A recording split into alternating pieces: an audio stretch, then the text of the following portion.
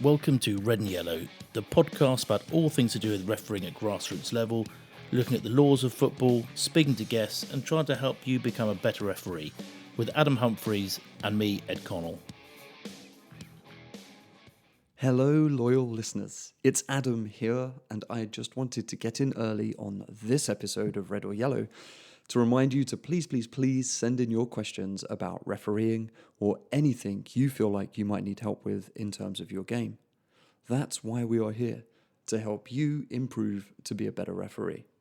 We really enjoy getting questions from our listeners as voice notes via email or DM or on social media. Being able to help you is why we created this podcast, and to offer our insights and to be able to help you by drawing on our experience. Added to that, if you are a very fit listener, then please don't forget to follow us on all the social medias. It's at Red or Yellow Pod. As well as remember to like and subscribe in your podcast feed. Thank you so much for being here, and let's get on with the show. Shush you. That's a good way to start a podcast, isn't it? Shambles. So what episode number are we up to, Edward? We're on 11, Adam. Just to remind you, why are we on episode 11, Adam? Because we're dealing with... Law 11, the offside. Exactly. Oh, how are you, my friend? Well, I'm not too keen on this arrangement whereby I have to get up early on a Sunday morning. I'd much rather you getting up early and I'm in the evening. It feels very weird, the fact I'm drinking a beer doing this as opposed to drinking a coffee. Yeah, roles are reversed. Yeah. So, how's your... Oh, go on. No, after you. How's your week been? Yeah, it's been long, actually. Work has been very long, which is not a bad thing. And I had a game yesterday, or I had two games yesterday, really, because I have to do a line, and then I did the senior game. That was my first game here in Toowoomba, so that was a nice experience. Did it go well? Yeah, it all seemed to be fine, actually. Yeah, no, I actually did really enjoy it.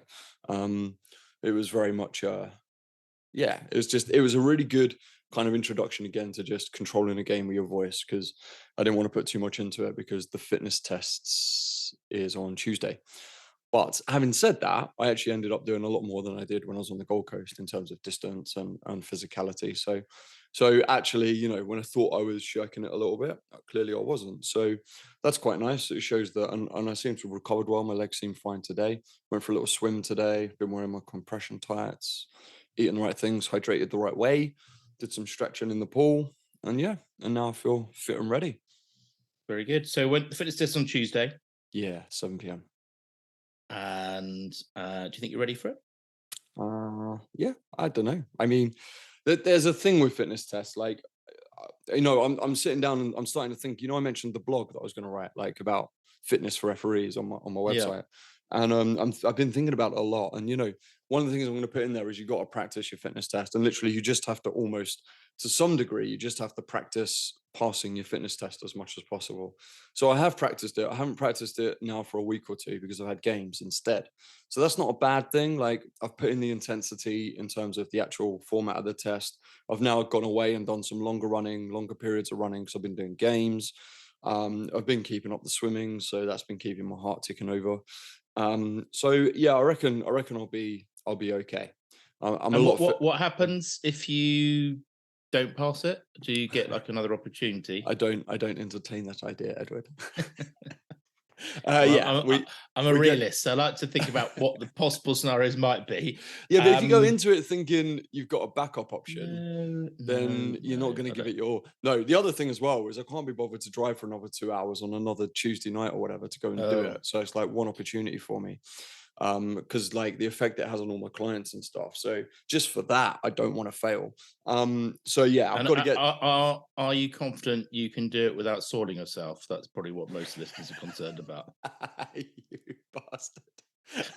No, I mean, it's a genuine concern. You've told us your stories of the past. I think the listeners are worried that it might be a problem again. But what I will say is I have the added advantage this year, or of it being here. It's at 7 p.m. on a Tuesday night as opposed to like 8 a.m. on a Saturday or Sunday morning, like it is in the UK. So my coffee will have flushed right through. Crikey. This episode should come with a warning about your bowel movements. Well, Crying I'm out not the one who loud. brought them up, thank you. It's a legitimate inquiry based on I your don't previous think it is stories you told legitimate. us. I don't think that was in the public interest. Oh, maybe not. Anyway. So there hasn't been a huge amount of news this week. The only news item that I was going to bring up, which actually fits in very nicely to this week's law, is the incident that happened at yesterday's Man United Man City game. It was. So for those people who haven't seen the game, I'm sure you can sort of Google it and have a look at it. But Man City went a goal up, and Man United equalised with a goal that's courted quite a bit of controversy. So rather than talk about it now, I thought maybe we can talk about that later on when we're actually dealing with the law itself, and in particular this aspect of whether or not somebody is or isn't interfering with play, because that's what it was all about. So yeah, I'd like to talk about that, but later on. Well, should we give him a cliffhanger? Was it a goal led? Should it have been offside or not? My view is it should have been offside. Yeah, that's my view. Interesting. And what's your view? I've looked at the law. I've actually read the law, and I think there's fair reason for the goal to stand. Is that a cop out? I think it should be a goal. I strongly disagree with that, but there we go. I strongly disagree with you. But that's the concern, isn't it? When you've got a law and you've got two referees sitting here talking about it, both trying to apply the same law and both coming to different conclusions. It's not ideal, really, is it? And we're like sort of very studying. We're literally studying the law for that reason today. I know, and we still both have a difference of opinion. Yeah, it just goes to show how opinionated a sport it really can be. I think I'm just going to very briefly outline how it all played out, so that people can, if they've not caught up with it, they're not caught up with it yet. So no, we'll talk about it when we come on to it later on. But what happens is that I think Casemiro plays a ball through to Rashford, who is clearly in an offside position. I mean, he's quite way ahead of the defenders. But although he kind of follows the track of the ball by sort of running with it kind of almost at his feet, and the expectation is you think he's going to play it, he never actually touches the ball. Interestingly, the assistant puts his flag up for offside. Obviously, one would assume in the full knowledge that Rashford hadn't touched the ball but thought he must have been interfering with play. But Fernandes then comes in, sort of takes the ball away and shoots and scores. And so that it's all about whether or not Rashford is interfering with players. He sort of follows the ball's trajectory along the ground. But anyway, there we go. I've also got there's a really good learning point there for assistant referees and how you manage situations like that. Like in my game yesterday, I had a very young assistant referee, bless him. He's in his first year. So this must have been like his second game maybe as an assistant. And he gave me 2 offside decisions, but the player didn't go on to touch the ball. And so he put the flag up, and I just had to control that situation in the middle. And I just said, like, thank you for the flag. Yep, great, thanks. Put it down, because play just went through to the goalkeeper, and it was fine. But yeah, it's all about how you work as a team, figuring out that decision. So we'll get to that, which will be cool. Yeah. So we've got lots of questions in the post bag, but wait. What, we've got some more news.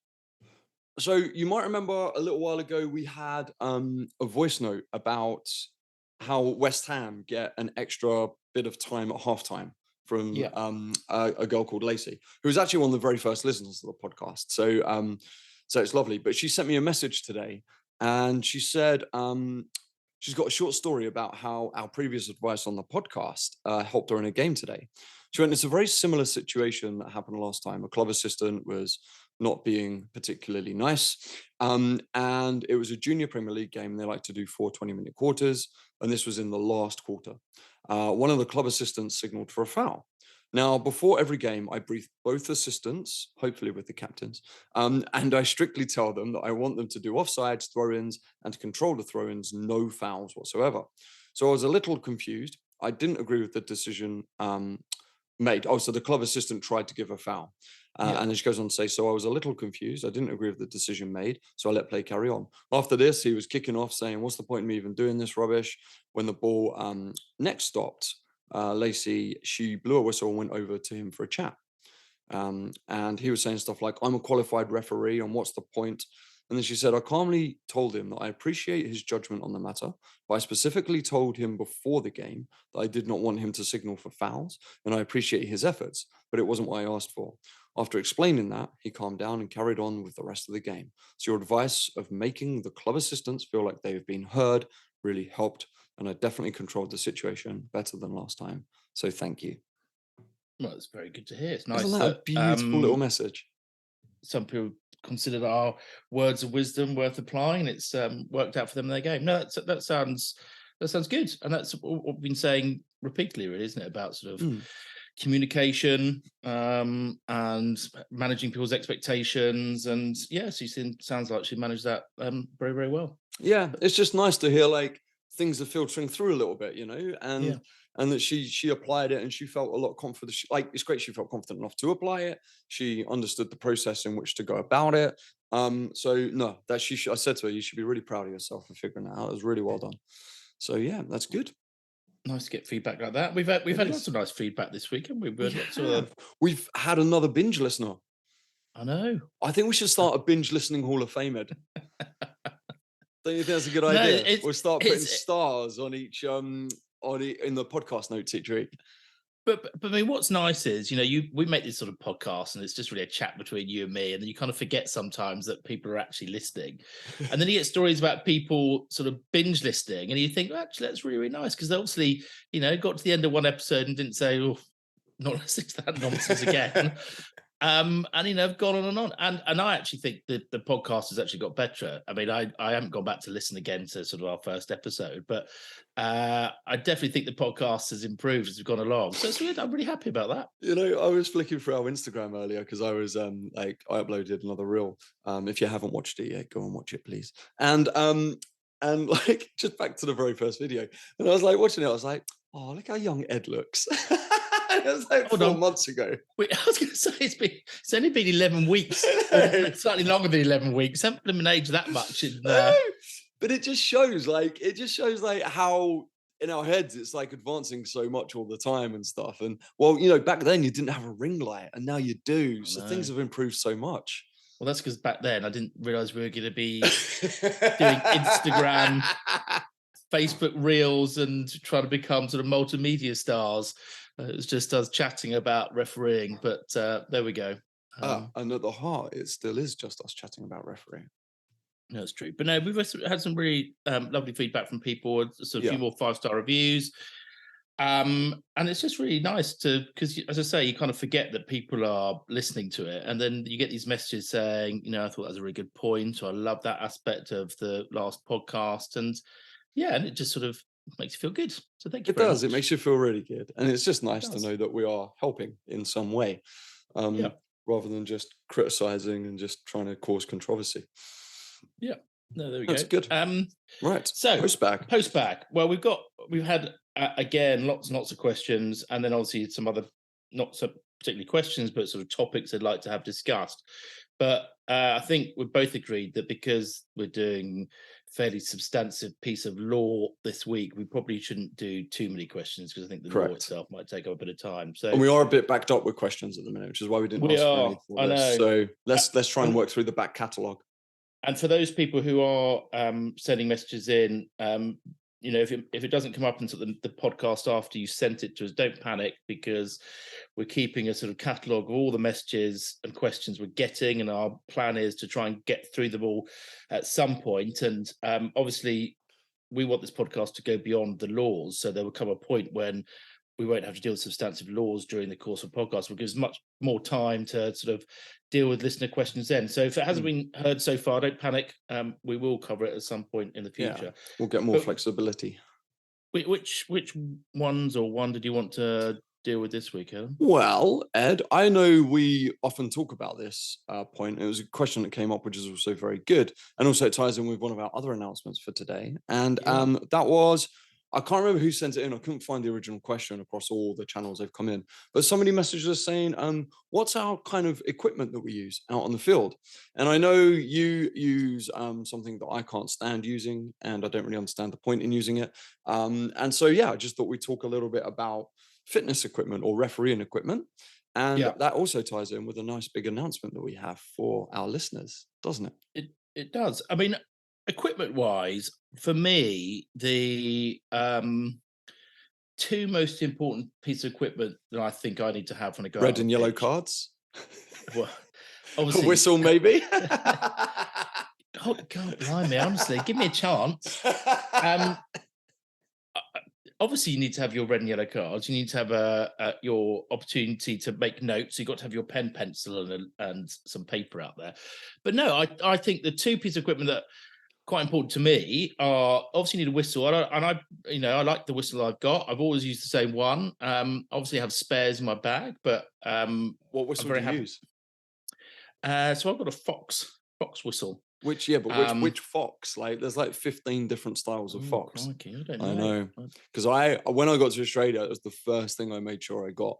Again, it was the exact same, because I don't know where all my old refereeing equipment was. It didn't come with me to Australia. I think it might be in my parents' loft somewhere, but they couldn't find it either. So when I got here, I was like, if I couldn't get this particular whistle, my first season was going to be a nightmare. Like, I'm a little bit OCD with little bits of equipment like that, and I had to get particular writing paper again as well. So I used the Fox 40 Sharks, SHARX. Wow, it's awesome. I don't know what the difference is between the very loud Fox whistles, but I like my Fox whistle. I like it's yellow, and I like having my yellow whistle. And then the other piece of equipment, I mean, we'll come back to cards in a minute, because that's a slight problem I have with cards. But my other piece of equipment that I'm always sort of a bit paranoid about is obviously timekeeping, because if you mess that up, it's a bit of a disaster.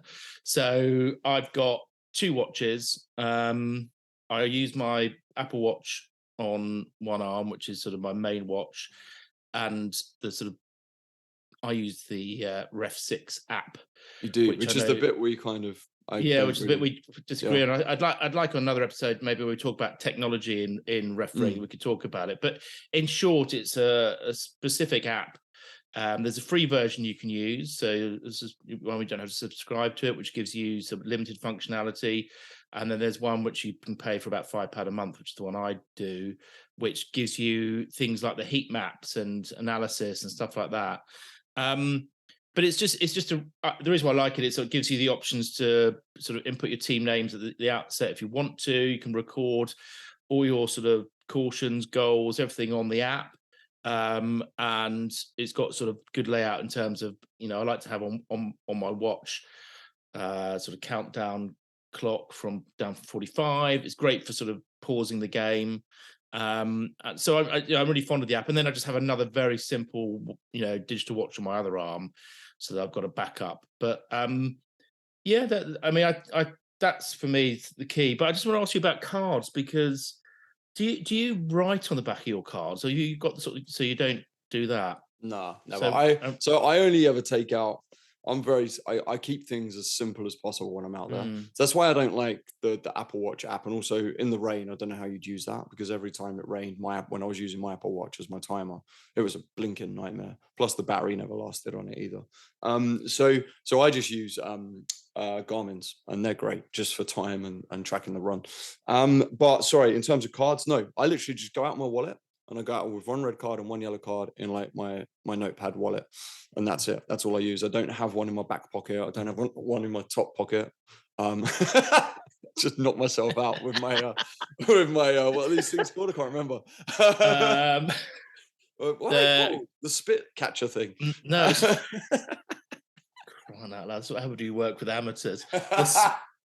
The spit guard. It's not the blooming spit guard. I can't remember. It catches your plosives. It does catch your spit, but that's what it does. It's not catching your spit. It's preventing the wind from your mouth hitting the microphone and causing peaks. But it's not called a spit guard. Have you ever sniffed one? They smell like spit. They smell like a box of spit bucket. No, I have not sniffed. This is just all gone a bit pear-shaped. But Clearly, no, you've never been in a I'm recording not studio then. I'm not sniffing spit guards. And I But have they're not been even called spit guards. I know, but you've now put me off so much, I can't even remember what the legitimate name is. Anyway, I mean, crying out loud. But some people with the cards, they have Yes. sort of either have cards you can write on with pens, or they have cards where you put a sticker on, and so you're basically keeping your sort of stats on the back of the cards as well. Right. And I know it's all about individual choice. I mean, I do record stuff on my watch, and you're right, it is a slight problem with rain, Right. because that can affect your screen. But you can also sort of lock your screen down, which is a bit of a hassle because if it's raining, you have to unlock the screen to try and record something. Yeah. So in rain, I agree with you. Battery wise, I don't want to sound like a sort of advert for Apple, but I've got the new The new Apple, titanium Apple. Sorry, we're not all the new millionaires. the new Ultra, The which has Ultra. got an amazing battery life in it now, so Yeah, it's not no, quite as like bad as the old one. mine's. I got mine when I was 30, so it was nearly 6 years old. I got like the iWatch 2 that was like the first one that could go Yeah, underwater. no, it's So yeah, I even the one, appreciate that, but even the six had battery problems, and mm, because it's sort of recording your GPS, your heart rate, it's sort of quite battery intensive. And with the old Apple Watch I had, if you were doing sort of more than one match a day, I'd have to take a battery charger with me because I'd charge it yeah, up between games, which is not really ideal. no, As I don't have to do that anymore. But it's really the cards thing, because I think a lot of people do either have stickers on the back of cards or cards you can write on. But I'm a sort of bit of paper and a pencil man. So yeah, me too. Well, I always take out a pen, or I always take out a pencil because if it's raining, the pen won't work on the paper. The other thing I'd say as well is anything that stops you kind of closing your space down. So that's another thing I have against the watch is when people are recording on their iWatch, you see their chin go down, their head go down, they curve their back into their arm, trying to record everything on their watch. And during that time, a goal's just been scored. Like you could miss something really significant in terms of player behavior, in terms of match confrontation and stuff like that. So I like having the notepad because I can lift it up, I can write stuff down, and I can see things nice and clearly. Also, when I'm talking to a player, it helps calm a situation. It's like in terms of disciplinary, they can see I've got my cards and my wallet in my hand and I'm ready to address and deal with a problem. Whereas, and they don't know how I'm going to deal with it because I haven't revealed the card I'm using, which can be useful and can be a detriment depending on the situation. But yeah, so I just think it opens up my body language a lot more having a notepad and having it in that sense rather than kind of closing myself down onto my watch. That being yeah, I said, mean, I've had assistants use the Ref6 app and it was blinking useful for them recording the game, really good for that. And then the information they gave me at the end of the game was great and really well recorded. So like, I'm not against it. I don't think I'd ever get on well with using it. yeah. I mean, I obviously use both, so I'm a bit paranoid about the idea of just keeping a note of all my sort of Yeah. cautions and goals on a a watch. So I Mm. do both. But it's like all these things. The more you use it, the more adept you are at finding a way around it quickly. And Yeah. I can pretty much find myself sort of running along and just tapping something in as we go. So it's not really a problem. But yeah, there we go. But Isn't that your creaky hip that you're tapping? no, my hips don't creak. Thank you very much. Good. But the question about equipment is very well timed. It is very well timed because we have a little announcement, don't we? Should we do an announcement thing? Yeah. Yeah, no, I think we sort of flagged it up last week, but obviously everybody has to occasionally sort of get their referee equipment, and we're in a really good position to be able to offer discount codes for a supplier both here and in Australia, because We obviously do. that's where we're doing our respective podcasts from. So in the UK, we're able to say for a company called the Referee Store, who can be found at the refereestore.co.uk. They stock all the equipment you'd expect a referee supplier to have, including sort of kits and flags and all the stuff, really. But you get a 10% discount code if you put into, when you're checking out, the coupon code or discount code for red or yellow 10. All no spaces, red or yellow 10 will give you a 10% discount off your shopping basket. which is nice and handy. And it's exactly the same for a dear friend of mine called Joey, who's an A-League assistant referee. He really helped me out when we got to Australia. So I reached out to him and was like, dude, do you want to do something with the podcast? He was like, it sounds awesome. And he came up with the same deal. So that's processports.com. That's processports.com. If you're here in Australia, and you get 10% off using the same code, which is red or yellow 10. Now, I'd like to add on this, we don't get anything for doing this other than we're helping our friends and we're helping the referee community, both our listeners and obviously Joe's a personal friend. So it's nice to just do that as well. So it's not like we're getting kickbacks or anything. So just share it with your friends, share it with your family who are referees as well, and just get them all to go to these two stores because that will really help spread the love. Yeah, and it's not to be sniffed at because kits, shirts are particularly expensive. So no, Mm. it's good. Really happy with that to have that to offer our listeners. So it's a But bonus for also, people that listen to us. we'll put the links in the show notes. Yeah, exactly. There we go. So, did you want to do any other Postberg ones, or do you want to get on with Law 11? What do you reckon? How are we doing for time? Should we do one more question? I like Yeah, go on answering then. questions. All right. So I like this one because it applies to me greatly. Hey, I have a question about how this is from Karwan Ramzan.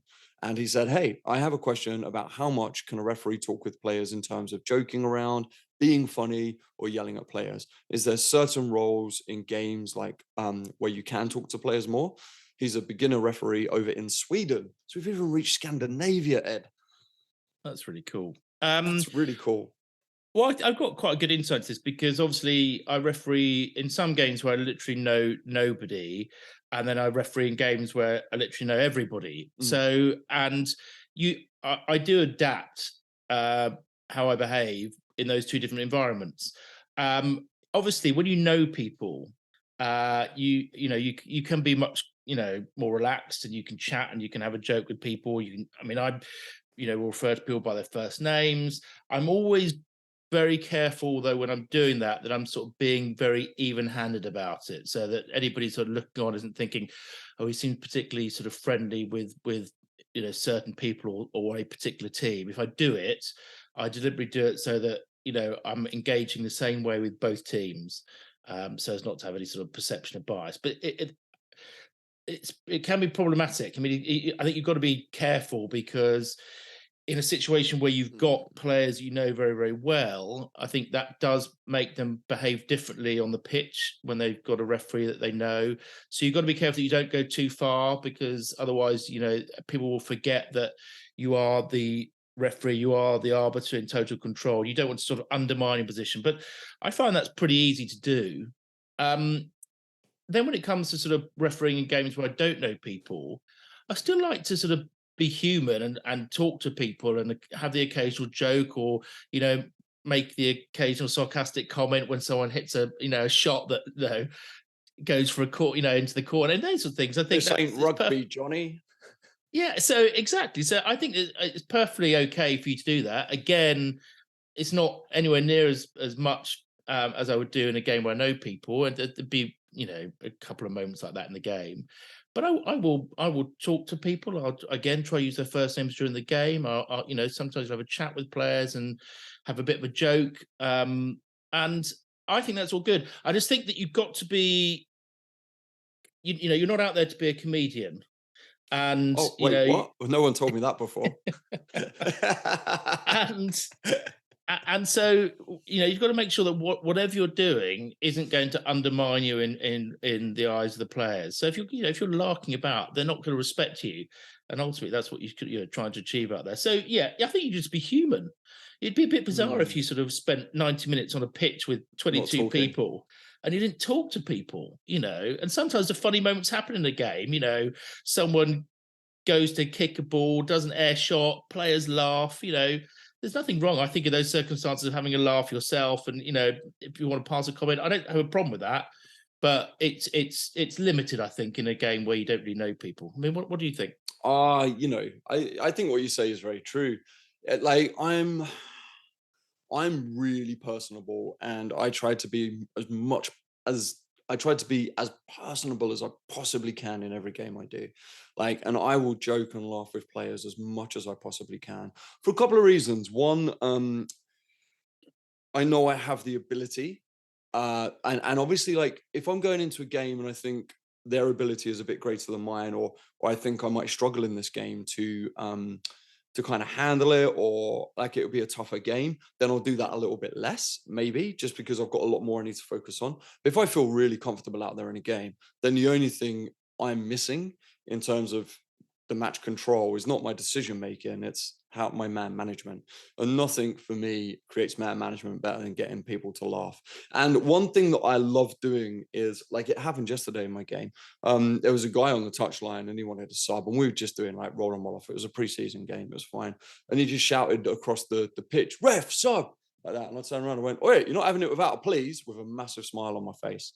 And then the guy who was walking off went, "I said please." And I went, "Oh, great. Well, you can go off then. That's fine." And it was just a funny moment, but it was in front of all the benches. It was in front of all the spectators. I had this huge grin on my face as I was saying it. And everyone just looks at you and go, "Man, that's a referee who's really enjoying himself."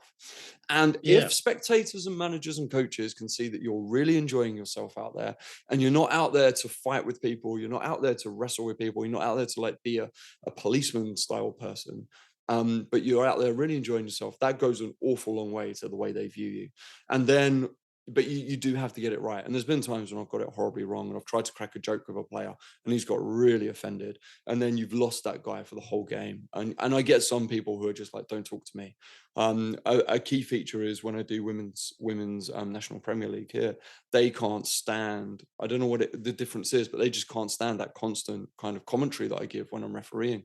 Like, they're like, "Can you just like let us play?" And I'm like, "Well, I'm just trying to get through the game." And they're like, "Yeah, but just let us play a little bit." I'm like, "Okay, fine." Um, and so you have to judge the personalities of people very carefully. But if you do get it right, it can really aid so much of your game, and it can make 90 minutes can drag for a long time. When I'm on the line, it drags so much because you don't get that moment, you don't get the opportunity so often to have fun with people. Whereas when you're in the middle, it stops it from dragging because you obviously can just have fun and enjoy yourself. And the more you enjoy yourself, the better your performance will be in general. And as for his the last part of Carwan's question, where he sort of says, about whether you ever yell at players. I mean, the answer is no, I don't. I mean, I never sort of shout and yell at players. I might shout when I'm on the pitch, the way you described about sort of talking to the bench, what have you. But when you're engaging with players sort of at close quarters, I think that shouting and yelling just shows a loss of control. And so, Yeah, and I don't think you want to. I think as soon as somebody starts shouting, yelling, I think the perception is that they've lost control of the game, and I just don't feel you have to do that at all. there's a Um, really fine line between being assertive and yelling at a player. Now, yeah, I think 99, maybe 95% of the time, I get this. I'm assertive, but because I have a very loud voice and I'm very big and very tall, like I can very much like roll my voice along the floor and make someone be aware that I'm really in charge of them. And some people, if they try that, will come across as yelling. But because I'm not flailing my arms around, I stand my ground, I hold my position, and I make sure and I use my hands to direct them. Like, it's like, you will come to me. Like, yeah, it could be perceived as yelling, but it's always with an element of assertiveness. Whereas it's when players and managers know that you've got angry about something, and it happens to us all sometimes. That's when you lose. That's when you lose that, what you was talking about, that kind of match control, and it looks like yeah. you've lost your sensibility. And plus, you have to pick your moments to be fun with players and have that personality with them. Like, if you're sending someone off, or if a player's on the floor injured, don't try and joke around with them. Like, be serious at serious moments, and then be fun and have joy in your heart when at the moments in which require joy in your heart. Yeah, I mean, there seems to be just no reason why you shouldn't also be enjoying yourself. I mean, you're out there performing a role, and you're getting paid, and you're discharging your functions, as professionally as you can. But you can still enjoy it. And You're not that. yeah, You you're there shouldn't to be enjoy on the sport. there. Yeah, exactly. I mean, Yeah. it's a sport. It's there for Mm, everybody, all the participants to enjoy, and you're one of the participants. So, yeah, I'd say you could. All of that's good. Just try and maintain your respect and control, and then you'll be fine. But absolutely. yeah, I hope that helps. But really good question It from was. Thank Carwan. you. So thank you very much. So Adam, we finally get to talk about something which we said this Side. last week. Law. We got to week 11 before we've got to sort of really the a footballing issue. Yeah, Yeah. and I think one of the first things if you have said, what's the job of a referee, or one of the principal jobs of a referee, or what's the most important laws that football has, I think offside would come pretty much near the top. I would have thought.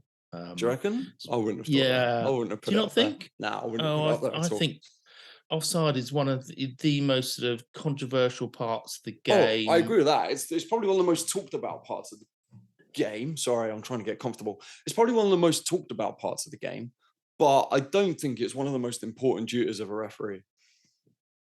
No, maybe you're right. Maybe it's more about one of the most talked about parts of the game in terms of the law. Which law is one of the most important ones? I think offside would feature in there. I agree, because it's not one of the most important features of being a referee. But I also find it so surprising. I mean, I obviously, like you, probably am always on the lookout for stories about the laws of football and controversy. Oh yeah, surrounding laws I could of think football. of nothing better to do with my time here than scouring the papers for stories about laws of football. I'm joking. I keep an eye on media. I've actually tuned into it an awful lot more since we started doing this, an awful lot more, and actually enjoyed the conversations a lot more. But actually, that's not true. When I was refereeing, I did. Like in the pub, I'd hear people talking about decisions, and I'd always want to correct them on law, and I'd be a bit of a stickler for that, just because it's like I feel like part of my duty is to spread proper knowledge amongst fans, because it stops them from criticizing us doing our job. So a classic way which this law still is sort of misquoted and misunderstood by people is that I obviously, from my review of Fun Facts this week, I've been sort of going through lots of newspaper articles online about sort of VAR and offside decisions, and the number of articles in which they basically start off by saying, "This is the offside law," right? And they then say it and they get it wrong. I mean, I saw an article in one of the national newspapers which said, which one? Name and shame. Name and shame. Well, no, the Daily Mirror did an article which they they're said socialist as well. That's a shame. that the offside law applied if the ball was played forward, That's right? not So true. you couldn't, but and now I understand where that misunderstanding's come from, because historically, the whole origins of the offside law, which I'll explain to you later on the fun facts, came because the game and the laws of the game stem from effectively the game of rugby, right? Oh, really? Wow, that's really interesting. Yeah. So the offside rule, which still applies in rugby, i.e. not passing the ball forward and can't be ahead of the ball, that was in essence the origins of the football offside law. So I get why there's this misunderstanding about you can only be offside the balls play forward, but in fact it's just not, it's not part of the law. No. So here's this article explaining about the offside law, and the article effectively begins with, well, let's just state what the offside law is. And they can't state it correctly. They get it wrong. Just basic research, isn't it? But anyway. It is. And also this misunderstanding that it has to be, the goalkeeper and a defender. I mean, it's just the two last players on the pitch. Yep. Then it's not last man, it's second last defender. No, exactly. So So I think as ever, we will sort of go through the law and discuss parts of it. So let's start with offside position. And for those of you who are wondering, I have actually read the law this week. Yeah, I know. I mean, I'm still in shock from your revelation to me this morning before we came on air. You'd actually read it, even if you did think it was only week 10, which is slightly concerning given that it's law 11. But anyway, so let's look at offside law. And it starts off by saying it is not an offence to be in an offside position, which is a misunderstanding as well. People sometimes think that it is an offence. It's not an offence. No, anyone can stand anywhere they want on the pitch as long as they don't interfere with play. Yeah. So a player is in an offside position if any part of the head, body, or feet is in the opponent's half, excluding the halfway line, as I'll come back to later on, and any part of the head, body, or feet is nearer to the opponent's goal line than both the ball and the second last opponent. So that's, when a player is in an offside position. And the hands and arms of all players, including the goalkeepers, are not considered And for the purposes of determining offside, the upper boundary of the arm is in line with the bottom of the armpit. That's a development I'll talk about later on. And so a player is not in an offside position if they're level with the second last opponent or the last two opponents. That's another development that's come about in the law of offside. I mean, the law of offside, which I've also researched for the fun facts, has changed quite a bit, as you might expect, over the years. And there's been some fairly significant changes right from its origins when the laws of football were first introduced in 1863, with consistent changes, in fact, throughout, of all different types. But that, I think, fairly clearly sets out, what is being in an offside position. Don't think anything arises out of that first bit? I don't think so. I mean, obviously, you can't be offside in your own half, I think, is one of the most important things. So if you're an assistant referee there, always stand on the halfway line if you've got no one in your half, just so you can judge that perfectly well. And because you'd be surprised how often that comes up, actually. And I think that's it, really. I mean, everything else is just about the bodily position of where someone's offside. And to be fair, our level, grassroots, and even level I do, you don't have to get too technical on that because you kind of go with your instinct more than anything else. So, yeah, I think that's it, really. Yeah. Now, what is an offside offence, Ed?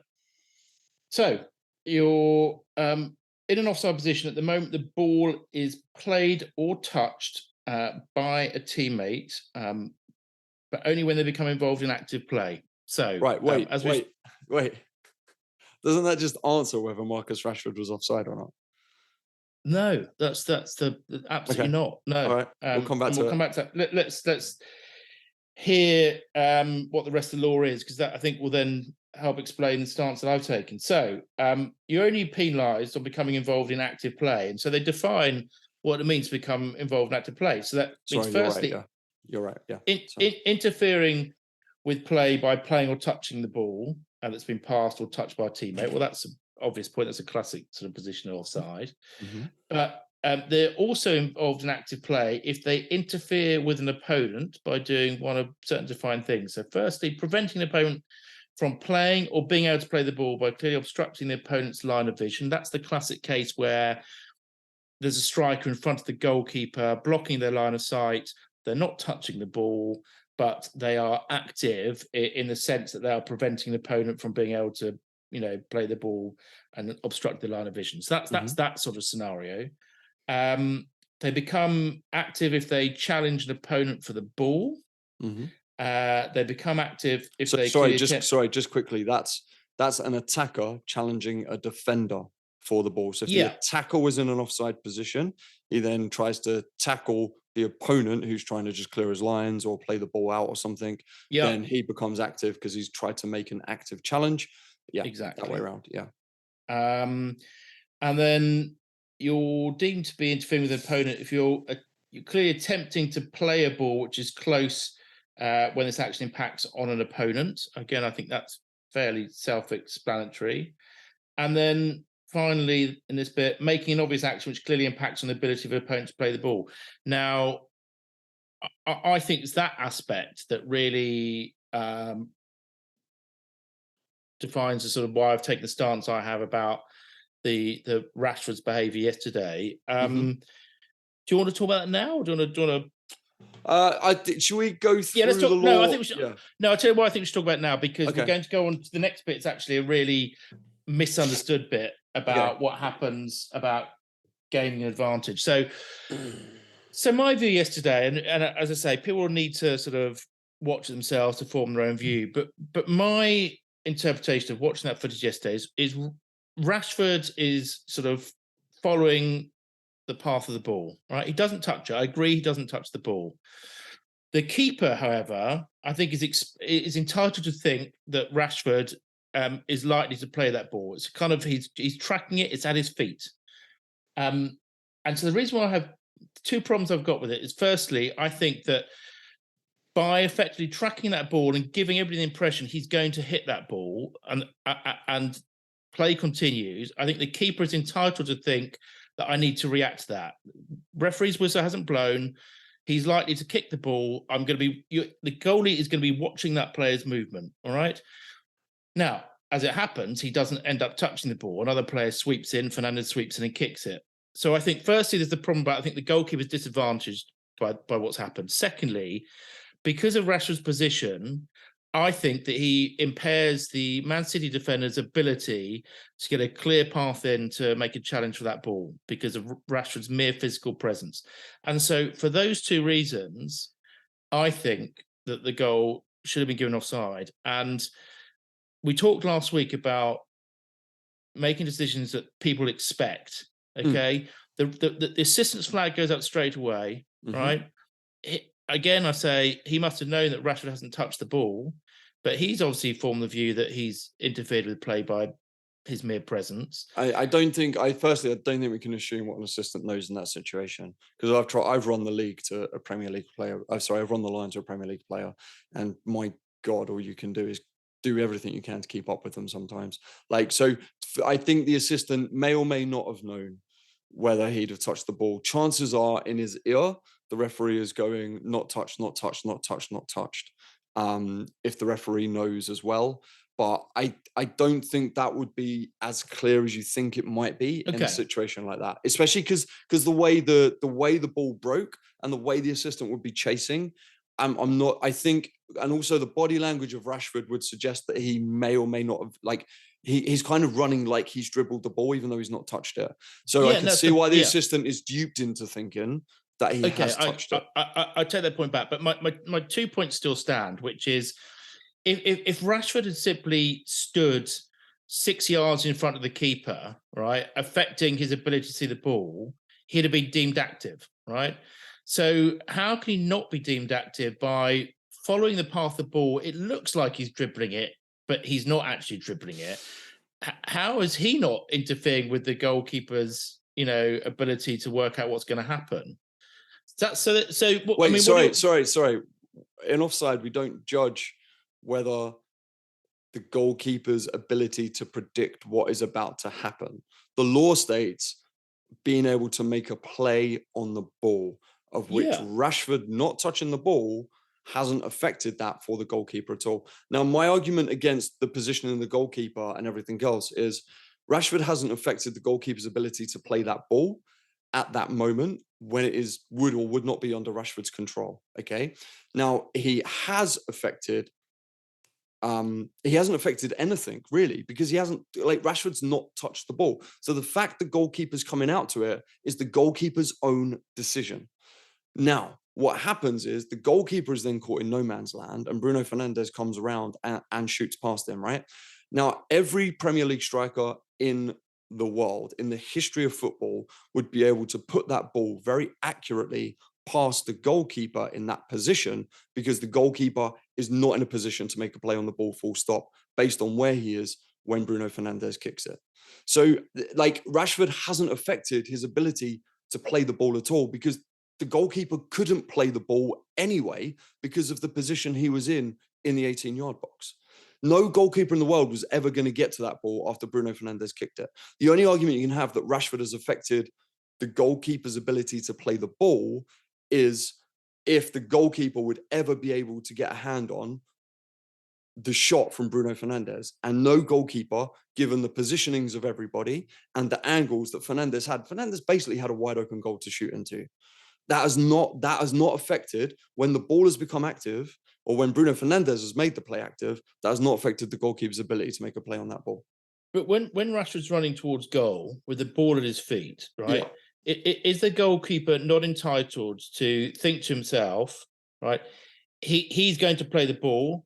I have to work out my position to react to him playing the ball, right? Yeah. That player is in an offside position, but he is taking the attention of the goalkeeper away from the player who sneaks through from the onside position. I completely agree with you, but the law says making an obvious action.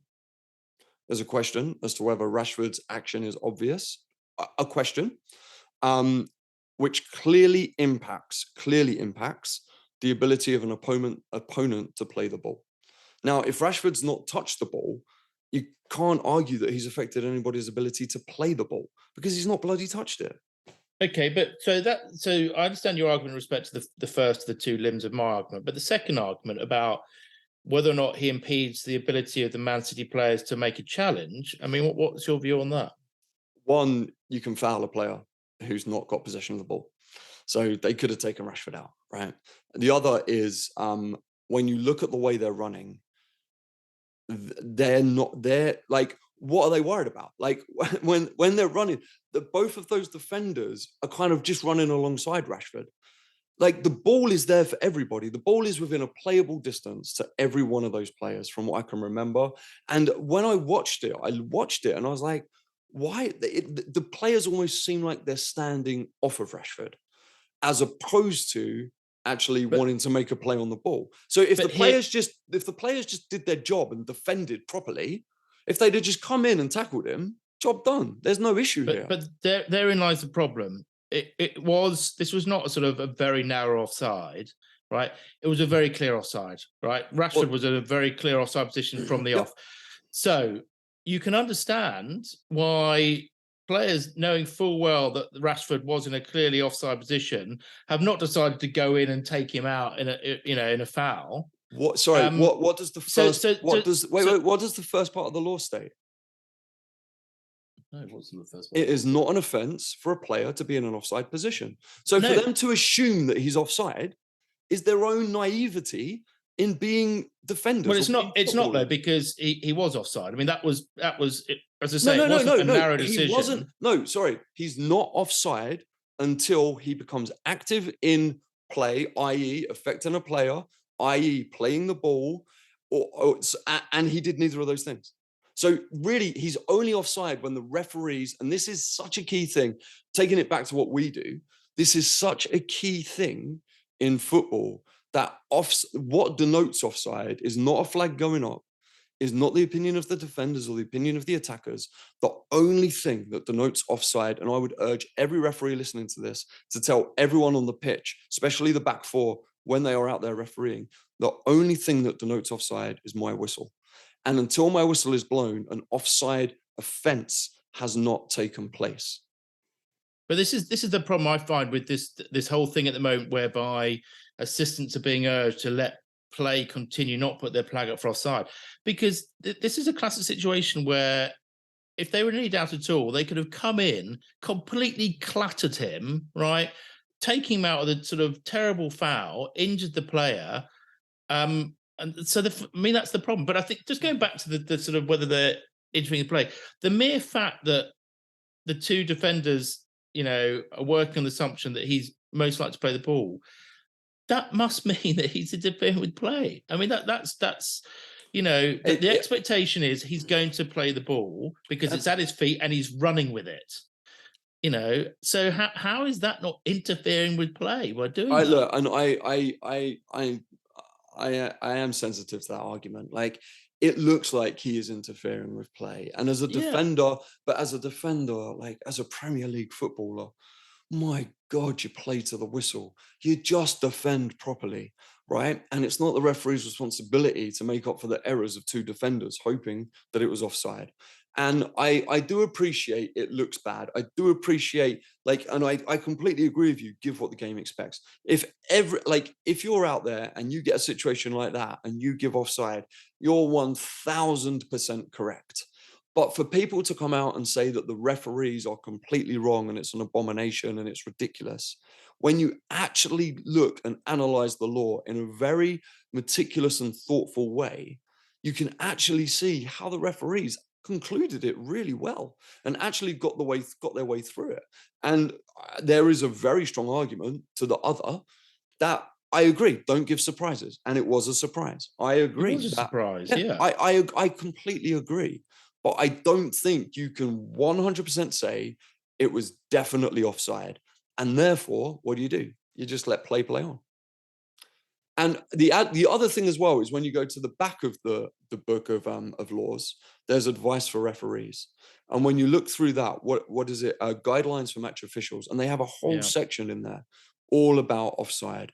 And when you read that, it does give more clarity and information on how this sort of decision could be made in that particular situation. So I'd urge everyone to go and read that, because you can read through bits of it and go, oh, I can see why there he's not in an offside position and there he's not in an offside position. And it's just really interesting. Like, one aspect is he didn't affect the vision of the goalkeeper. So if he's not affected the vision of the goalkeeper, and that's such a key aspect of it. If you're not affecting the vision of the goalkeeper, it's the goalkeeper's decision to stand where he's stood. I agree, but I think the keeper in those circumstances is entitled to be focusing his attention on what that player who's tracking the ball with the ball at his feet is going to do. Okay. And for then another player to swoop in, who's not in offside position, is in my view means he's interfered with play. I mean, I mean, when and it also comes down to, when does a player become active in play? And, one of the key things that I've always kind of tried to refer to as much as possible in that decision is when he touches the ball.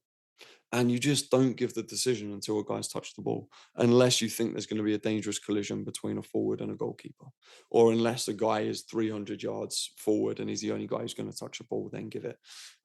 So that's, I do completely understand why it, looks to all intents and purposes as offside.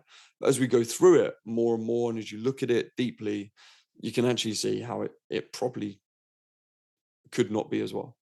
But I mean, it's interesting how, we have VAR, we've got professionals, and even still there's debate. But even the sort of the referee pundit they had, I think, on Sky Sports yesterday, was basically saying, it was Peter Walton, I think, sort of saying, I think he sort of said, and I think that won't be given because he's interfering with play, and then he sort of changed his mind again when it is given. But it's it just shows again, yet another example that this is a really difficult job. Hard. Sometimes. It's a really difficult job. I mean, I got no idea how I'm going to distill that conversation into 90 seconds for Instagram. No. Good luck with that. I think the next two parts of the law, though, are really, really important. Not perhaps the next immediate point, but the second point we're going to come to, because it's one of the most misunderstood parts of the offside law, and it's one which I've made a mistake with on the pitch before. But we're still talking about when you are offside, and it's saying that you are offside if you gain advantage by playing the ball or interfering with an opponent when it has. It gives you two scenarios: rebounded or been deflected off the goalpost, crossbar, match official, or opponent, or being deliberately saved by an opponent. What is a match official doing standing in that position? Well, things have gone badly. As I said before, things got badly wrong if you find yourself in a situation where the ball's rebounding off you on its way to the goal. But yeah, I think that's really helpful because, shot comes in, keeper saves it, player who's then in an offside position shoots. I think some people think, because he saved it, he's not in an offside position, or it's come off the crossbar, it's not offside. But they make it very clear then that you are. But it's this next bit, I think, which is one of the most misunderstood parts, and I think this bit actually, for once, is pretty well explained by the laws. A player in an offside position receiving the ball from an opponent who deliberately plays the ball, including by deliberate handball, is not considered to have gained advantage unless it was a deliberate save by any opponent. So this is the scenario whereby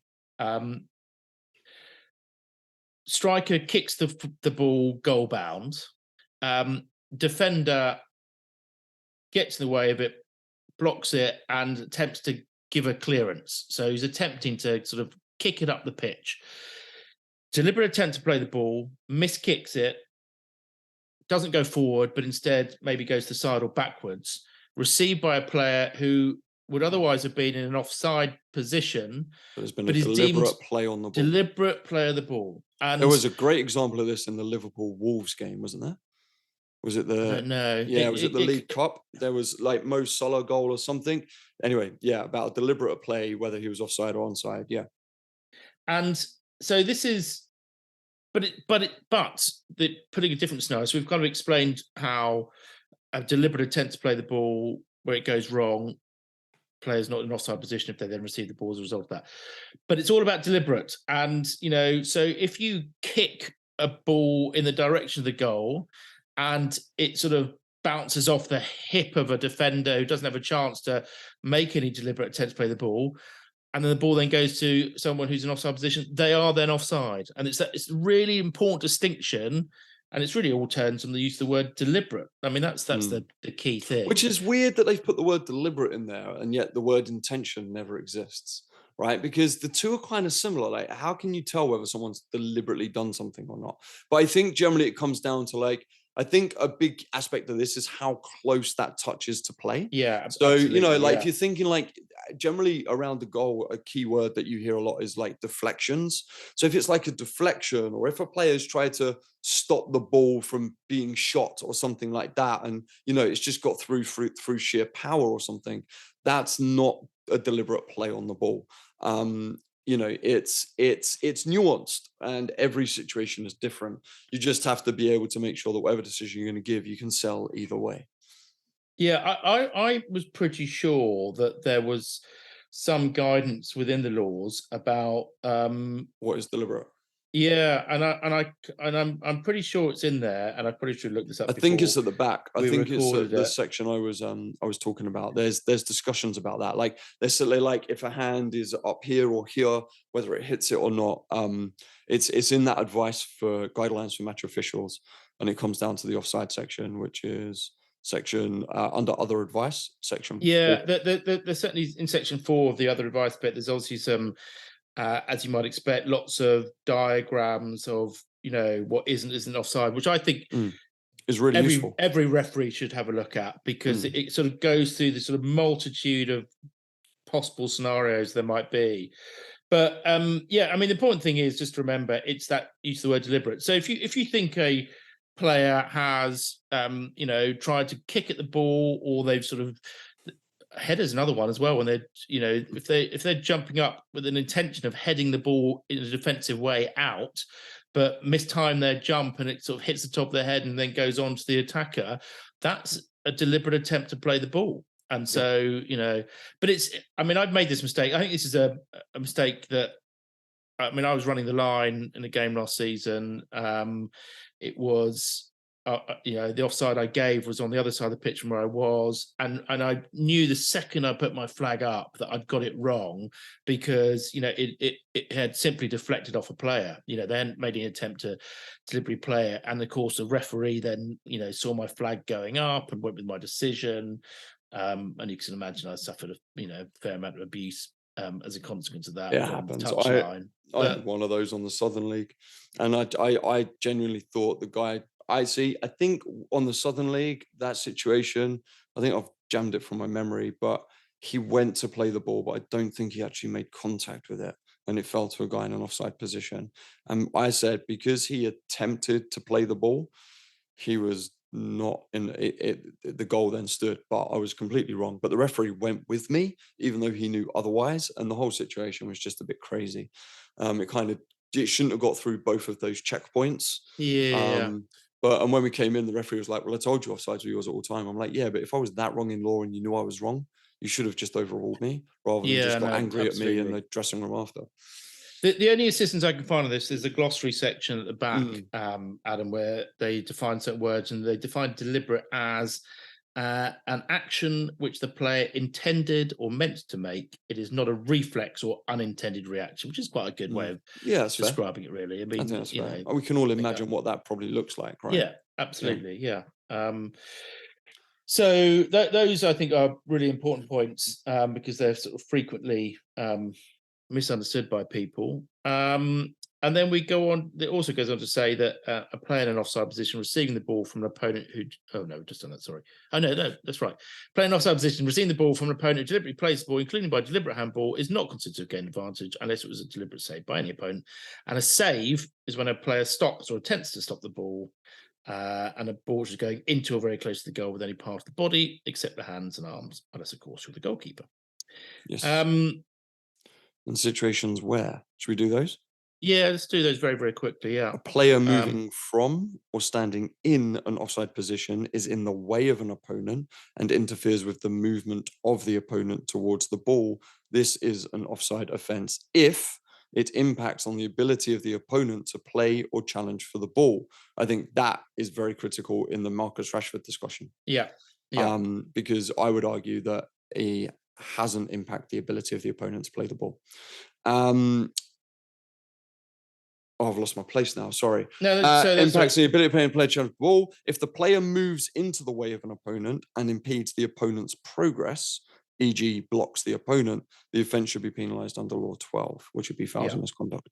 Yeah. A player in an offside position is moving towards this is a new section, sorry. So this is another situation where a player in an offside position is moving towards the ball with the intention of playing the ball and is fouled before playing or attempting to play the ball or challenging an opponent for the ball, the foul is penalised. That's basically if a guy who is in an offside position gets fouled by a defender, you still give the foul. Yeah. And an offence is which committed. is the problem that I was talking about earlier on with if they'd simply taken out Rashford, who would have just been a free kick. It'd have been a free kick, yeah. But nothing was stopping them play the ball, just bear that in mind. An offence is committed against a player in an offside position who is already playing or attempting to play the ball or challenging an opponent for the ball. The offside offence is penalised as it has occurred before the foul challenge. So that's basically like if the guy tries to make the challenge and then he's fouled, the offside is the first offence that you penalise. Yeah. Don't worry about the foul. It was offside. Ed, quick question. What three examples are you not in an offside position from? Or does being beyond the second last defender not count? Well, the ones that set out in the third part of the law, Adam. Which are what, Edward? Not an offence to... You're not in offside position if you receive the ball from a goal kick. Stop reading it. Not reading anything. If you receive the ball from a throw-in and you're not offside, if you receive the ball from a corner. Correct. But you once were, Adam. Fun fact for you later on. Oh, how exciting. I know, exactly. Offences and sanctions. And how do you penalise an offside? So it's an indirect free kick. It is. You don't give out, nobody gets cautioned. But what is interesting in this section is if a defending player leaves the field of play, which someone tactically could do, sort of step off the field of play so as to try and make a player offside position. Yeah. If you do that, you're deemed to be effectively stood on the goal line. So that prevents there being sort of any sportsmanship. Yeah. And an attacking player can step off the field of play and then they're not involved in active play. But if they re-enter and become involved before the next option play, then they can be considered. They're considered to be on the goal line for purposes of offside, aren't they? Is that right? Have I got that right? Yeah, that is. I think that's right. Yeah. So it's effectively, it's a rule which makes it until the next option play difficult for either defence or the attacking team to gain advantage by stepping off the field of play. I'll be honest, the only situation in which this tends to occur is if somebody steps off the field of play to tie up their shoelace. It's the only time I've kind of ever seen it, but they're still active. Just bear that in mind. Yeah. Yeah. Exactly. And that's it really. Well, have you got I think with something so in depth as that, I think what might be useful is if we just gave our top 3 tips being assistants, kind of judge offside for our listeners who are out there. What would you give for those? If we was to say, so this is offside distilled into 3, the 3 things you could do your best to make your offside decisions the best, what would they be? Wow. It's a great question, isn't it? Most important. I think probably the first one I'd say to remember, if you're really drilling it down to the core points, is remembering it's 2 players and it's not a goalkeeper and a defender. It's the last 2 players, and I think if you remember that, that's your basic starting position. That's where you have to begin from. So that'd be my point number 1. What would be your point number 2? Your instinct is very often correct in this situation. Okay, interesting. Yeah. So the quick ones and the players running back and stuff, if you've got a gut instinct thinking, God, he's offside, I generally listen to that more than not. Do you, as a slight aside, Adam, but when you're refereeing a game, obviously you've got assistants. How much are you focusing on yourself, whether in offside position, and how much are you relying upon your assistants to do that for you? It depends on how good the first offside decision is with each assistant. Okay, interesting. Yeah. So if I know the referee, I know I can trust them. I've got no worries at all. I won't even try and judge it. I'll always give them that first one. and see where they're at with that. But generally, the level I'm doing, you can't run up to the back four to make those calls. Like, the game's too quick, so you have to just put your faith in them. And then the way you deal with that on the flip side of it is great communication when an issue might have occurred, going over, actually talking to your assistant if you need to break things down, like I had to last night, Because just to try and iron things out. I think sometimes I consciously abdicate some responsibility when I know I've got decent Yeah, assistants, and rightly so. which I mean, it is, I in think you have fairness, to do sometimes in for my your in my position on brief, the pitch. And in my brief, I say offsides are yours at all times unless you've thrown a flag on the floor or you're falling over. And both of those things I do regularly when I'm on the line. So, like, I know it happens. And so I say that they're yours at all times until I get to a point where I can't defend their decisions any longer. And then I yeah, might have to go over and just discuss it with them and try and figure stuff out a little bit better.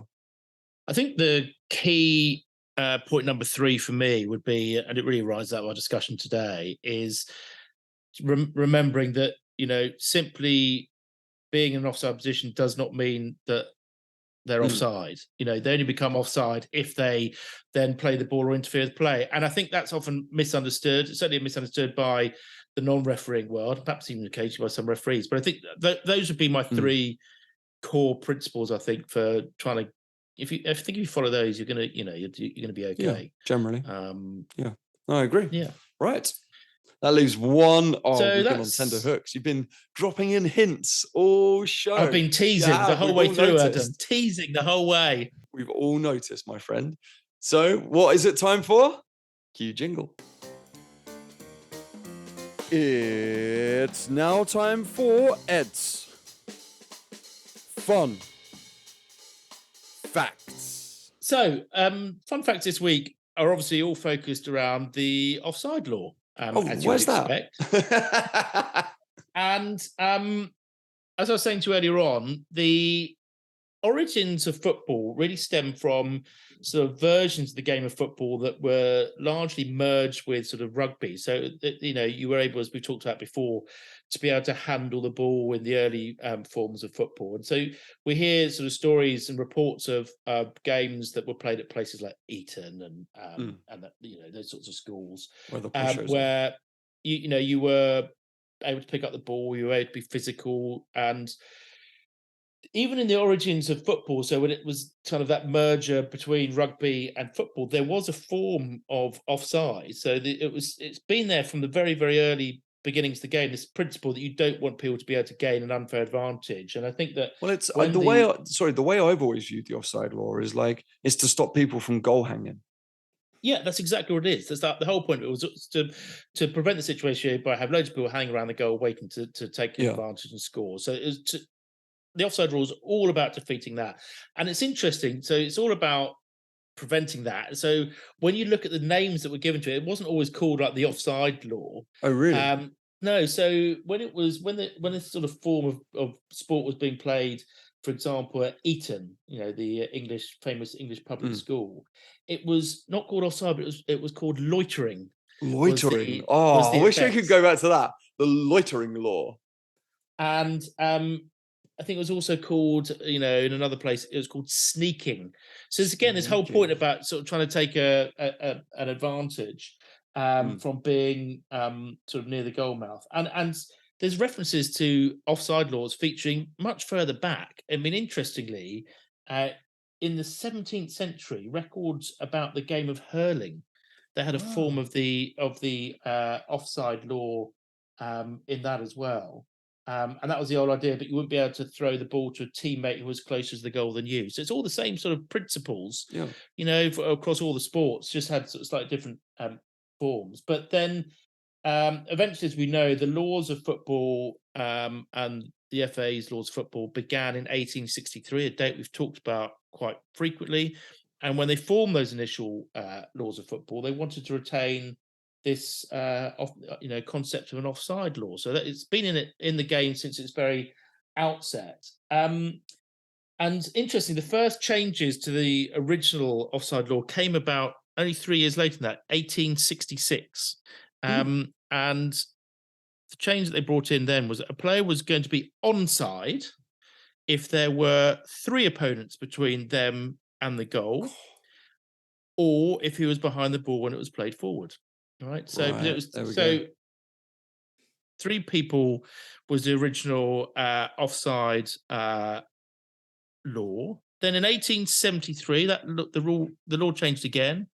So the player was offside when the ball was played forward rather than when they received the ball. So that was a slight modification. And then a few years later again, 1883 is when they introduced the law saying you couldn't be offside from a corner. Right. And the reason why that had to be introduced was we're all familiar now with the sort of the arch that you get on the corner. So the corner isn't literally taken on the very corner of the pitch. Yes. It's taken on the arc. So they were able back then to take the corner kick from up to 1 yard away from the actual corner. Right. So as a consequence of that, there was a yard where if someone, for example, was could stood on the stand. goal line, that was from the original laws of being offside. So they had to introduce the law in 1883 to say You know what that. I find crazy about this, right? Is like, how Yeah. did they get that message out to all the people who are playing the sport across the country? I know, because Like, yeah, I agree. Like now it's like it's just an update on the internet and you just get sent a PDF by the FA. Like, great, happy days. But now, like back then, was it 1872 or something? Like, what they do? Send a horse round every town in England. But it's interesting because obviously when they first introduced the laws of football, there were lots of forms of football being played around the country who were playing with local rules. Yeah. And so you're right. When in 1863 they suddenly say, right, here are the laws of football, you can understand how it might not have been, adopted by everybody straight away, because how does word spread about, how these things have all changed? I'm starting to get a vision of like a book of Ed's fun facts of the history of the laws of football. There is definitely a book there, Adam. You're there quite is. Right. I think you're onto something, mate. Definitely a book. We finally might be able to monetize this whole project after all. Steady on. not with anything useful for referees, but something fun for people who like football. So the next change that came about was in 1903. What came along then was this concept of interfering with play. So that's obviously something we've talked about at length today because it was all relevant. But that was something that came along in 1903. So the concept originally was about just receiving the ball, put you in offside position. But now you're affecting the way other players play. Yeah. Yeah. And I said to you earlier on, it's been a constantly evolving law. 4 years later, they introduced the law where in 1907 that you couldn't be offside in your own half. Right. So, and which I think is a really good rule. I like really that. Good rule. I really it like comes that. No surprise to you that had to be introduced because there were some ridiculous situations whereby people were being called offside when they're on their own penalty area. Yeah. In their own penalty area, and so it's slightly absurd. So but how would because think about where assistants are. Like, who would make that decision? Do you know what I mean? Because the attacking is like it'd have to be the defending assistant. Defending assistant decision. If they had assistants, then did they have assistants then? Can you remember? I think they've had assistants. Remember from pretty much from the off because I can't remember. There were like arbiters. Remember we said we had people from volunteers who'd like wave their hankies about whatever. But there's just been a massive preoccupation about. Sorry, have you ever? Wait. Have you ever done a game where you haven't got assistants flags? Yeah, of course you have. When you're waving about some bibs, some bib. There's nothing looks more professional than waving around a high-vis bib on the touchline because someone's forgotten their flags. So the whole origins of this law was like prevent people from having this unfair advantage, and it's just weird how this is like preoccupied the footballing authorities for so long about we must make sure there's a law in place and we've got to get it right. And again, although it's always been the case from the very, very beginning, you couldn't be offside from a goal kick. That's strange enough. It's been there from the off, but being offside from a throw-in was something that only got introduced in 1920. Right. The fact that you then said, right, you can't be offside from a throw. I find that of all of them, I find that one the most puzzling. I don't know why. I just don't know why it's there.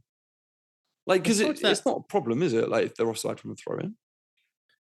No, but if your basic starting point is, you're trying to prevent these people from gaining an advantage, loitering and sneaking, out Yeah. front, then you're going to impose laws which are going to prevent that from happening. So it'd be an obvious thing to say, right? You can't, you're offside even if the ball comes from a throw-in. But so prior to that, all throw-ins were either at right angles or backwards. Oh, right. So, They had to throw so it backwards. yeah. Oh, I like that. I wish Obviously, that if was they still in place. threw it forwards, then Yeah. they'd be offside. So that got changed in 1920, Wow. and then in 1925, so they moved from it being 3 players offside to 2 players being offside. So it's And rather than third last defender, it's now second last defender. yeah, and that was because the reports I read said that teams were becoming so adept at catching opponents offside that games had descended into dull stalemates where goals just weren't being scored. So they're trying to liven the game up. And interestingly, so that just to show you the impact that had on the game, right? 1925, that's introduced. In the year before that, the season before that, in the Football League, right, there were 1,848 goals scored, right? Mm-hmm. They then changed it to 2 players rather than 3 players. And the next season, there were 4,700 goals scored. So isn't that amazing? The impact going from 3 to 2 players for the Almost offside doubled the law, amount of goals. almost tripled. I mean, so 2.5 times over what they had before. And then the season after that, it rose again to 6,373 goals. So, really, really sort of quite dramatic impact in how many goals were scored.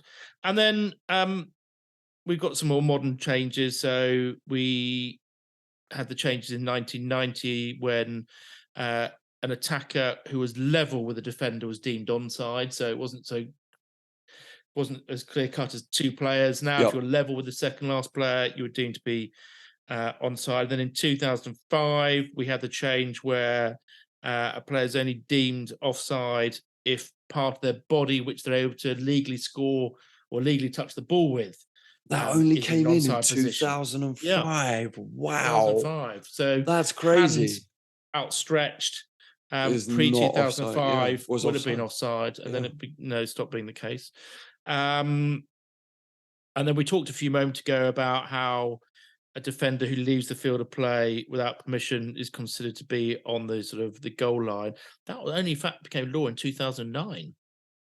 Say that again. What? Oh, walking off the pitch. Yeah, I know. Walk off the pitch. Yeah, that's only 2009. Yep. And a more recent development was in 2016, it was clarified that a player who's on the halfway line itself couldn't be in an offside position. So if part of their body, part of the player's head, body, or feet must be within the opponent's half the field of play. So yeah, they've got to be over the line. Yeah, that makes sense. Just clarified that. Yeah. And then last topic, really, it comes no surprise to you that given the amount that laws changed over the years, there's been quite a few trials at trying to change the offside law, even in recent years, and lots of people advocating for the change in the offside law. So, interestingly, 1973-74 season and the 74-75 season, right? So not talking that long ago, they had an experimental version of the offside rule, which they used in the Scottish League Cup and another cup competition called the Drybrough Cup competition, right? Now, the concept of that was that offside should only apply in the last 16 yards, the last 16 meters, last 18 yards, last 16 meters of play. So what they did is basically only in the penalty area. In the penalty area. And so they drew additional lines from the edge of the 18-yard dashed lines out to the touch line. Yeah. And it was only in that zone. Right. You could be offside. That's a bit like netball, isn't it? It's a bit like, a bit like netball where you're zoning the pitch out for certain things.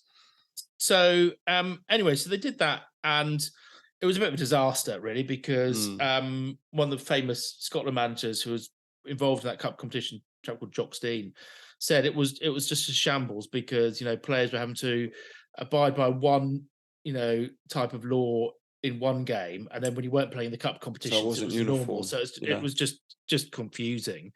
And interestingly, in the US in 1972, the US League decided to introduce a 35-yard line. So again, Right. extending it so double pretty much the goal area. And interestingly, FIFA had to intervene and told them if they didn't stop that nonsense, they were going to lose their affiliation to world football. So that got dispensed with. And interestingly, over the years, as I say, there have been attempts to exempt free kicks from the offside law. Right. So this has been considered a lot over the years. Most recently, I think it was when the FA in 1920, I think it was as early as they started to want to try and exempt free kicks. But in 1987, the FA got permission from That's the year I was IFAB. born. Yep. Well, in that year, the FA got permission from IFAB, who obviously we know set the laws of football, to test a change to the rules, which would mean that you wouldn't be offside in from a free kick. And so in the 1987-88 Vauxhall Conference, they tested that, would you believe? And at the next meeting, the FA reported to IFAB that the experiment had, as predicted, assisted with the generating more action near the goal, resulting in greater excitement for players and spectators. But interestingly, in spite of all that, they got rejected. They actually withdrew finally their proposal to have the law change. But it had achieved what they wanted it to achieve, but ultimately said we don't want to do anything about it. And then there have been quite big advocates for change. So you remember the player Marco van Basten? He was the technical director for FIFA from 2016 to 2018, right? And he was all for abandoning the offside law completely. And really? Part of the evidence he relied upon was he said that field hockey had dispensed with the offside law in 1998 completely. And he said that far from ruining the game as everybody feared it would do, it had invigorated it by rewarding attacking play, making the game more exciting and free-flowing, resulting in more goals. And they did some trial games, funnily enough, as a result of Van Basten's suggestion.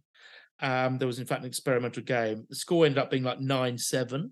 Wow! So not surprising there were more goals, but the assessment from the observers was it hadn't dramatically changed how the game was played tactically overall. It just resulted in more excitement as it happened in field hockey. So there we go. I got some. That's really interesting. That's really interesting. I've got some facts about VAR and offside, but I can say those for another day if you like. Yeah, maybe. Yeah, some fun facts about that. I'll say there's those a lot to sell in. another occasion. Save that for when we get to VAR. Have we done VAR? Yeah. Yeah, we've done VAR, haven't we? We've it's like there's a little section in the back, isn't there, somewhere, I think? Yeah. But no, there are obviously some weeks when it's a bit of a struggle to find fun facts, and I will exactly. keep them those up your in the sleeve. back. Yes, and then just figure out sort of the book they're going to go into. Interesting articles about just how accurate VAR is. I bet there is. I bet there's really very interesting academic ones. Studies as well. But I'll save those, having teased them. Day. You're very good at that. So I think the only thing we need to say to finish this, Ed, is did I manage to change your opinion on whether Rashford was offside or onside? No, it was interesting to the extent that I can understand why you can argue the cases you have that applying the law, that they have made a decision which is consistent with the law. But I mean, it's all comes down to personal interpretation. And exactly that thing we keep coming back to. That is actually in the laws, isn't it? It's down to the referee's discretion as to how he applies the laws. Yeah, there you go. So there we go. Anyway, I enjoyed this week's offside discussions. That's very good. I mean, the laws are getting heavier, aren't they? So it's taken a bit more time to get through it. But I like that. I like the fact we give it quality air and distance it needs. Yeah. So all it leaves me says three things, in fact. Firstly, please keep on reviewing the podcast and send in your question. Secondly, go and take advantage of our discount codes, our 2 referee kit suppliers. In the show notes, red or yellow 10. Yep. Perfect. And finally, good luck on Tuesday with Thank you the very fitness much. test. Oh, that's really And kind of I you. look forward to hearing next week as How to broken I how am. well it went. Oh, I mean, yeah, how well it went, not how broken I am. Awesome. Well, you have a lovely week, my friend. You too. Take care. Ciao, ciao. Bye-bye. Bye. Thank you for making it to the end of another episode of Red or Yellow. You're clearly a very fit listener. May I gently remind you to subscribe wherever you get your podcasts. Tell all your friends. And don't forget to please share it with any colleagues or refereeing groups that you may have. Good luck on the fields out there this week. And if you have any questions, please send them in to us. Voice notes can be sent to redoryellowpod@gmail.com, or you can contact us on social media. It's @redoryellowpod. Have the most wonderful day. Thank you so much for listening. Ciao, ciao.